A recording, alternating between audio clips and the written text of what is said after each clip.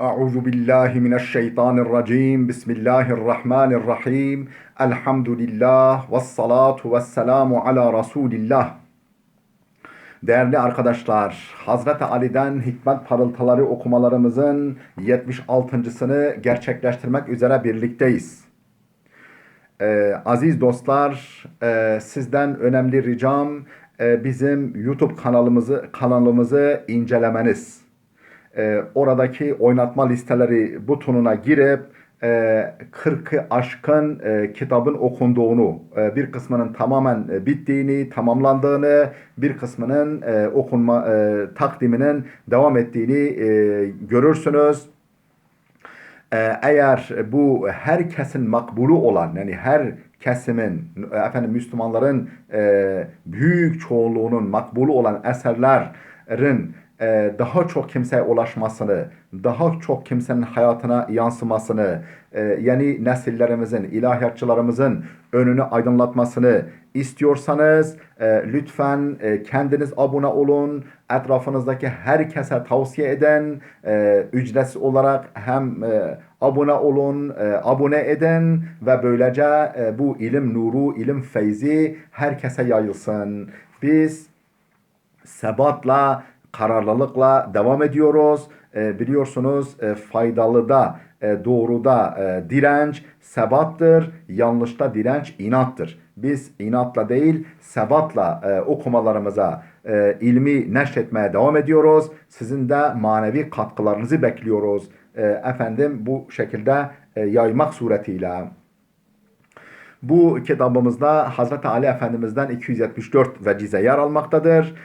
Her vecizenin Arapçasına yer verilmiş, altında tercümesi verilmiş, altında da bize ilham ettikleri hakikatler birer açıklama niteliğinde kaydedilmiştir.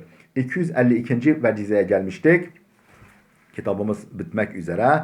Elhamdülillah başka kitaplar sunacağız inşallah. Diyor ki veylun lil hasudi min hasadih. Veylun lil hasudi min hasadih. Hasedi yüzünden hasetçinin vay haline. Hasetçinin, yani çekememezlik hastalığına yakalanan kimsenin bu hasedinden dolayı vay haline. Hasetçiyi içten içe nasıl kemirdiğini, herkesten önce ona zarar verdiğini daha önce birkaç kez açıklamıştık. Oralara bakılabilir. 253. vecize veylun limen sa'a hulukuh ve kabuha halkuh. Veylun limen sa'a hulukuh ve kabuha halkuh. Hem yaratılışı çirkin hem de ahlakı kötü olan kendine yazık etmiştir. Açıklama: aynaya bakarken Allah'ım yaratılışımı güzelleştirdiğin gibi ahlakımı da güzelleştir diye dua etmek sünnettir. Aynaya bakarken ne duasını yapmak sünnettir? Allah'ım yaratılışımı güzelleştirdiğin gibi, üstümü, başımı, elimi, ayağımı güzelleştirdiğin gibi ahlakımı da güzelleştir diye dua etmek sünnettir. Hem vücut yapımızın düzgün, organlarımızın tam ve sağlam, hem de ahlakımızın mükemmel olması en ideal olanı ise de birinin biraz noksan olması öbürünü bir derece kapatır. Her ikisinin de kötü olması ise insan için kayıp üstüne kayıptır.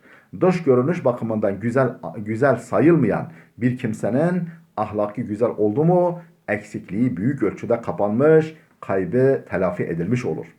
Güzel ahlakının verdiği çekicilikle bedeni noksanlıkları çoğu zaman görülmez bile. Ancak ahlaken de bedenen de çirkin olan bir kimse hem dünyada hem de ahirette büyük bir kayıpta sayılır. 254. vecize veylun limen veteral ahrar. Veylun limen veteral ahrar. Asil ve onurlu insanları gerenin vay haline. Onları tahrik edenin, onları gerenin, onlarla uğraşanların vay haline. Asil ve onurlu insanları gerenin vay haline. Açıklama: asil, onurlu ve şerefli bir insan ağırbaşlı olur. Kolay kolay tahriklere kapılmaz. Genellikle hoşgörülü ve affedici davranır. Ancak bıçak kemiğe dayanıp onuru zedelenmeye kalkışıldığında ise artık önünü kimse alamaz.